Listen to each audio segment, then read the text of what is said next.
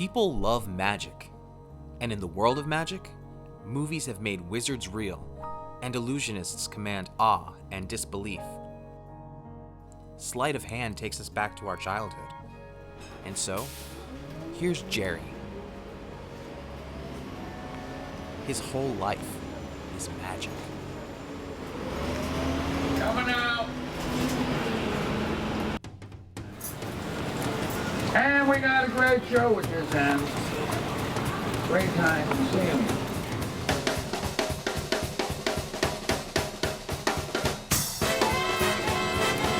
And we got a great show with this end. Great time to see him.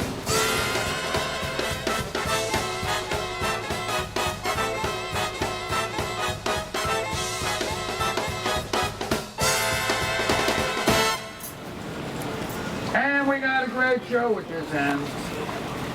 Great time to see him. So if I do this, I need both hands. So you need. In getting to know Jerry over the past couple of years, I've become very interested in his professional life. His magic tricks take me back to my childhood, and I remember magicians on TV filling me with awe. And now here was one in my cafe, right in front of me, my own personal magician. I told Jerry it was time for somebody to tell his story.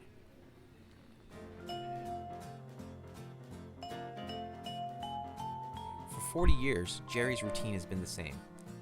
5 days a week, Jerry wakes up in his small studio apartment, takes a shower, and gets ready for work. He then takes a small walk down to his local cafe and has a bite to eat. Don't forget the catalog. And he goes home, grabs his gear, and jumping on a bus down to Fisherman's Wharf. And I thank you.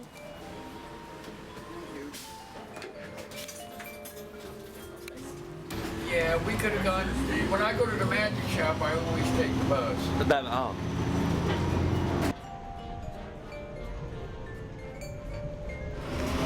Coming out.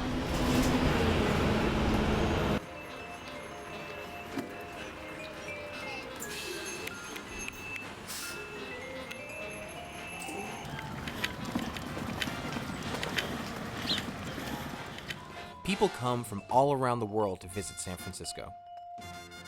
And Fisherman's Wharf is perhaps the most visited of all the tourist locations. Home to hundreds of shops and restaurants, this is the tourist capital of the city.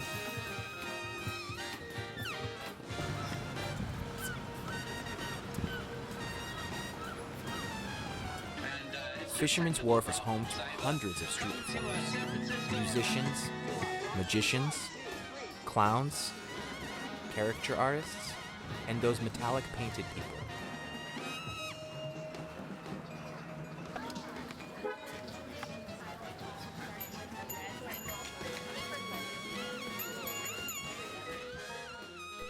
For 40 years, Jerry has performed on the same spot in San Francisco. Right now, it's in front of the In-N-Out Burger. There are no real defined places for street performers to perform, but everybody respects that this is Jerry's spot. And invite the three of you in a little bit. Jerry performs classic sleight of hand I'm going to magic. borrow you in a moment. The closer you look, I am at this the less you see. point going to perform what is called an optical illusion, or at least make an audience believe that what you're now seeing me doing on your Friday, day before the 4th, is tearing up the cigarette paper. Would you agree with me? If I was to stand here in front of an audience and swear to you that what you just witnessed didn't occur, didn't happen, from the overwhelming response, I guess not. I'm going to take what looks like, or what appears to be the torn pieces, and make what I call out of it a small ball. Right quick, one or two things are about to happen. One, notice that at no time did the fingers leave you, and the other one is blowing on the torn pieces, which sort of helps us weld the pieces back together so I can open it up and prove to an audience that what you just witnessed never occurred, because I had to tear it up. I am at this point going to open. He schooled himself on all the routines of the masters. These days, the masters sit back and improve the classic routines. They work with all levels of performers to make sure the integrity of the art is preserved. Masters like Joe Pon. Hi, my name is Joe Pon, and I'm the owner of Misdirections Magic Shop. We're here in San Francisco on 9th Avenue. We've been here in business for like 20 years now, and it's not just a regular magic shop. This is a professional magic shop. This is where all the top pros come. You see them on TV. I also sell to kids, but everybody and anybody who's into magic always comes and see me. Right. When did you start going to Misdirections? When he first opened, How long ago was that? long time ago. But you've been going ever since. Yeah, when we get there, you can ask him. Will do. I've been doing magic since I was 5, but Okay. we've had the store for about 20 years. So you were a magician before you decided Yes, to open up a I've store? done all kinds of stuff, Sure, but okay. magic was my first love. Okay. I specialize in everything, Okay. you know, from cards, coins, to stage magic. I kind of have to know it because I'm the magician's magician, Yeah. if you say, Yeah. because everybody wants to, if you see someone on TV, if you see a kid show performer or a trade show performer or a corporate performer or a street performer like Jerry, they all come to see me, and I'm the guy who has to know all the new tricks, the old tricks, Right. how to perform it. Right. I am the master Yeah. of magic. Really, right? Jerry, my gosh, I've known since I was a kid, when I was hanging out, and I've known Jerry maybe like, what, 30, 40 years now? Yeah. I think, yeah. Okay. And he is the oldest street performer on in Fisherman's Wharf, and Yep. probably a legend. Now, I'm a legend. Not because the quality of my work is excellent, but also because of the amount of years that I've been on the street. I got people that said, when I was a kid, we used to see you on the street, and now I'm all grown up. The magic today, we still have the old stuff, and the classics are still there, cups and balls and linking rings, and then we have the new stuff, and there's lots more cards, and you know the internet has taken over, but there's a lot of magic going on, and you'll see it. People are they talk about street magic like David Blaine, and like Jerry, he's a real street performer, and then there's the big stage performers like David Copperfield, you know, Yeah. Chris Angel, those are the new guys, or Penn and Teller. Right.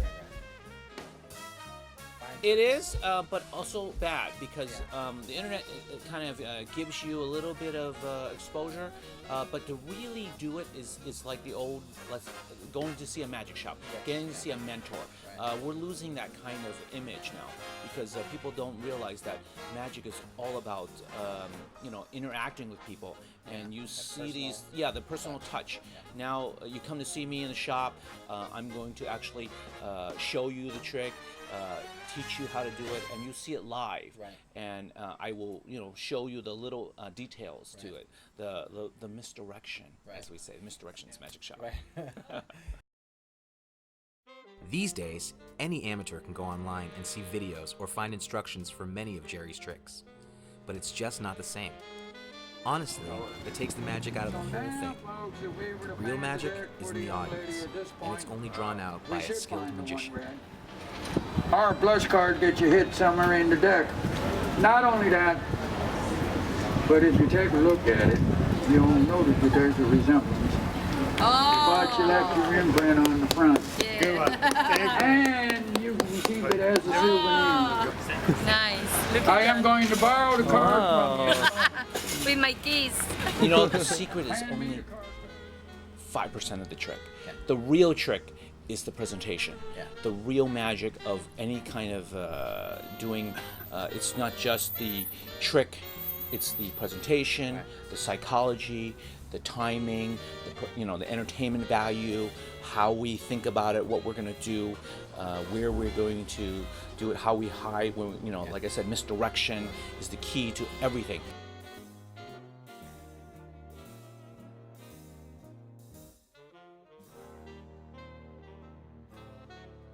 in that sense. He's trained from a very good friend of mine, Cellini. Okay. And Cellini trained him. He was the greatest street performer in the world. He passed away a couple years ago. But Jerry was trained from him, and then, you know, I've known Jerry since I was a kid. I watched him growing up, him, Harry Anderson, all these street performers, H.P. Lovecraft, all these really great magicians down when I was a kid. I used to go down there and watch them perform, and then that's kind of like one of my inspirations to get into magic. And now I have a shop. But Jerry really took that, and you watch him. He does these cups and balls, the Lincoln. He does the classic, and he has this nice, cool look to him. It's kind of like a 30s, something like that. Yeah, it's really. Oh, can you pause for a second? Yes, of course.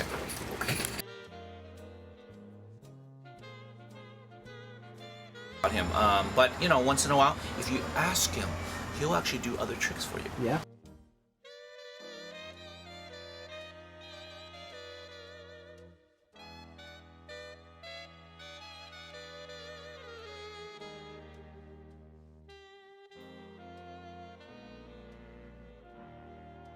Oh, that's incredible, because there is a lot of old school, and then now there's a whole bunch of new stuff.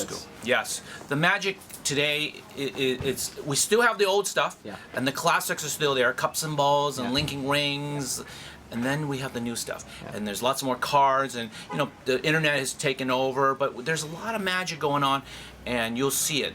People are they talk about street magic, like David Blaine, and like Jerry, he's a real street performer. Right. And then there's the big stage performers like David Copperfield, you know, and David Blaine or Chris Angel. Those are the new guys, or Penn and Teller. Right.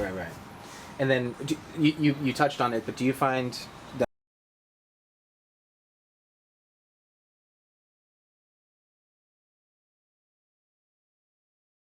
Cellini was pretty good. Is considered one of the best magicians in the world.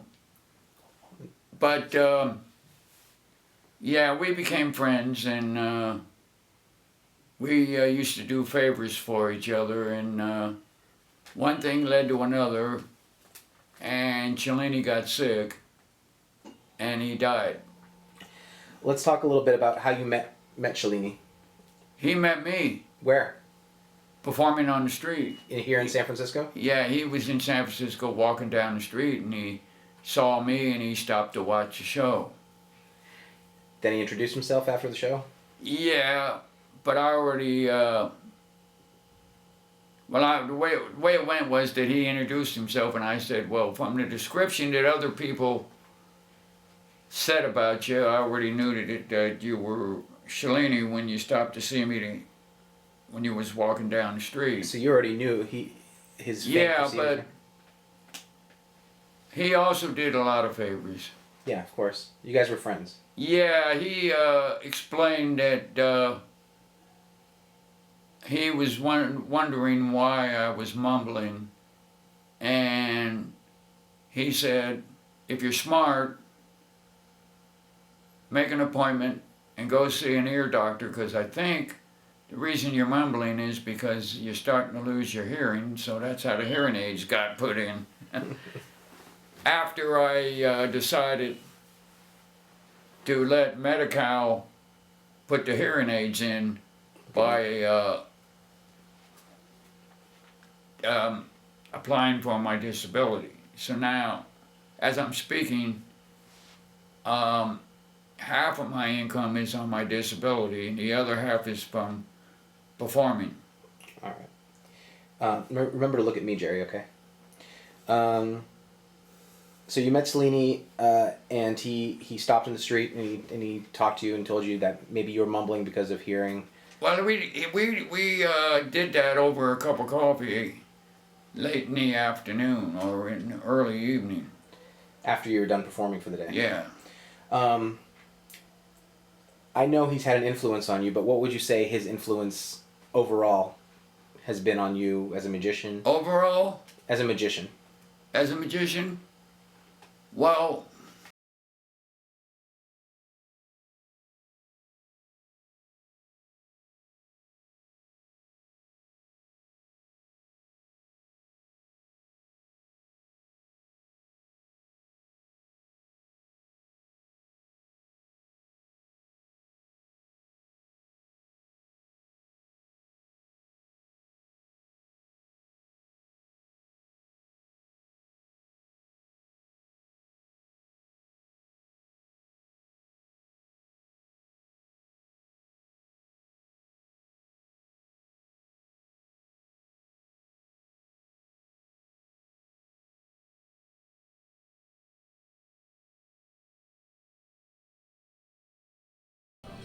And then a couple of times before Jim died, he said, you did what I was hoping that you would do.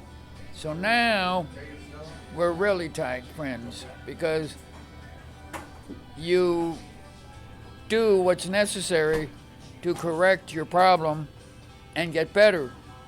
And I like to associate with people that are willing to take ideas and work with them. So since you don't have a hearing problem anymore, it's going to be real easy to better your show. But then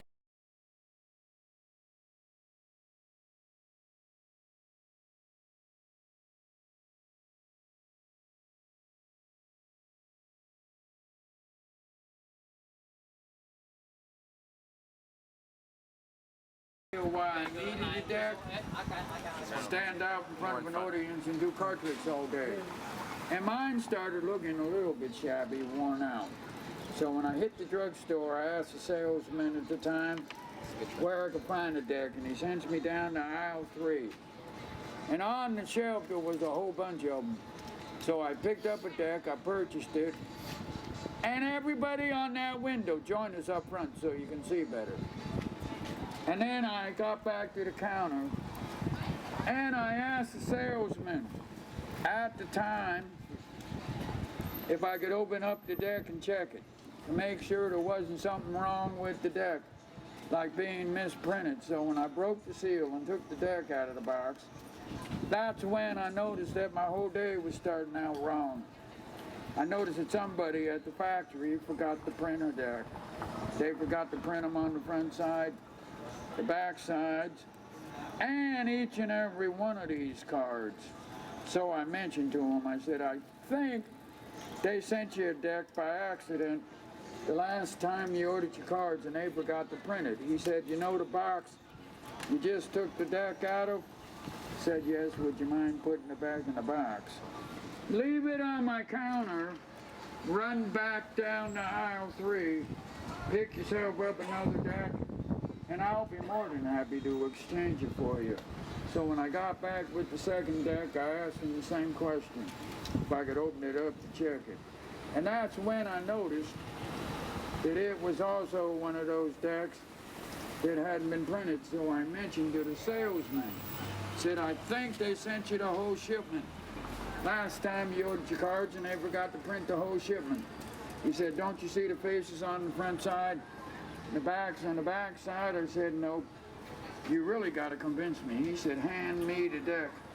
Then he gave it a cut and started to show me what looked like a deck of playing cards. Matter of fact, every time he cut them, it definitely looked like he was holding a deck. Matter of fact, when he riffled them from hand to hand, he definitely had a 52 deck of playing cards in his hand. Said, I'll take them. Just so I don't end up with one of those decks you got from the factory that they forgot to print. Then he proceeded to take the deck at the time, folks, and run it right back into the box. Then he sends me on my way, and would you believe this? When I got to where I was supposed to perform, I offered to do a card trick for an audience, thinking I had a deck to do it with.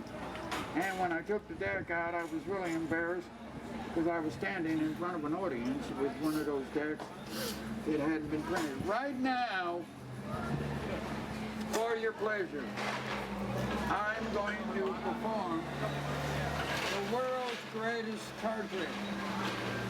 Now, the reason I call it the world's greatest card trick is because I invented the trick. I am at this point going to remove it from the box. I am also at this point going to hand the deck to this gentleman in front of me. And I want you to take the deck and shuffle it. And I'll get back to you in a moment.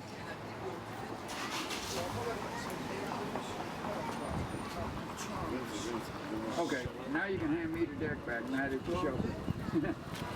I am at this point going to introduce to you one deck and use you in the world's greatest card trick. I am at this point going to introduce to you one deck Now at this point, I am going to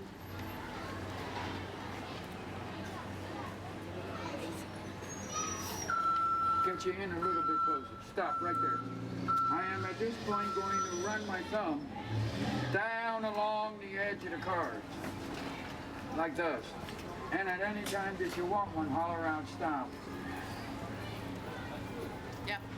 I'm going to turn that portion face up for you and do it again. Yep. Now at this point, I am going to fan them and allow you the first face down card we happen to come by. Take a look at it, but do not show it to me. Now at this point, I'm going to ask you for your card back. Folks, I am at this point going to place it somewhere back in the deck. At this point, I'm going to get you to do me two favors. First one is to stay absolutely gorgeous. And do stay gorgeous. Second is to remember your card. Otherwise, we end up with a dead trick. At this point, I want you to pucker up and throw me a great big kiss at the deck. Go ahead. Throw me a great big kiss at the deck. You know what you just did? You managed to hit one and only one card out of 52 of them. Not only that, but the one card you happen to hit, which is now lost somewhere in the deck. Would you imagine for me that you turned to what I called sort of a blush color, sort of a reddish color. So now, folks, if we were to fan the deck for the young lady at this point, we should find the one red. Our blush card that you hit somewhere in the deck. Not only that, but if you take a look at it, you'll notice that there's a resemblance.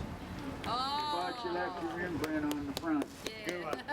And you can keep it as a souvenir. Do not run, walk, or go anywhere. Stay right, no, stay right there. Nice. Look I at am going to borrow the card from you. with my keys. Hand me the card back. Sweetheart, hand me the card back. Oh, I can keep And it. I'll give it right back to you. Okay. Because the most important part to the effect is what I'm going to do for you now. God. And he was supposed to be running in place.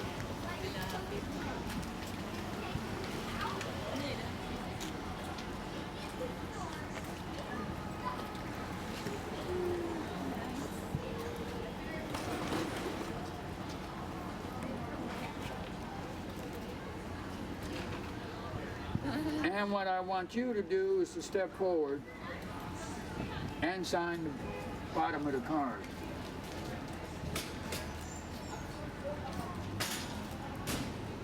And you now have a souvenir, compliments of me, that you saw me do it live, out on the street, day before the 4th. And I thank you.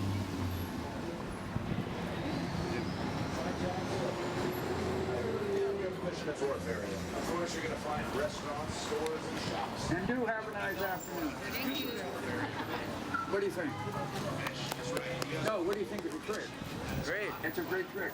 It's a powerhouse trick. And when you sign it, that even makes the trick even better. Yeah. I like your signature too, Jerry. What? I said I like your signature too. Yeah, the signature makes the whole trick. Yeah. Pretty.